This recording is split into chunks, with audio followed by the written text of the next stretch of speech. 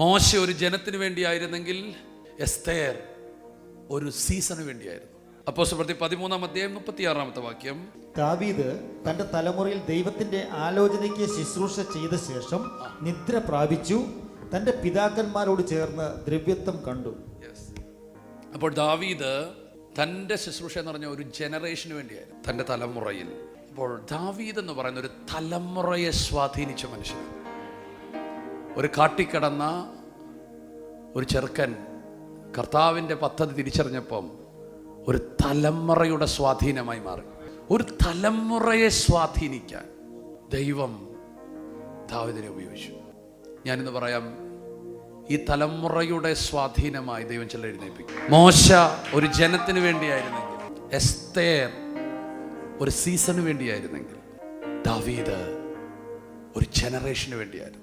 ഈ തലമുറയ്ക്ക് വേണ്ടി ദൈവം ചിലരെ കണ്ടേക്കുക. ഈ തലമുറയെ ദൈവത്തെങ്കിലേക്ക് തിരിക്കാൻ ദൈവം ചിലരെ കണ്ടേക്കുക.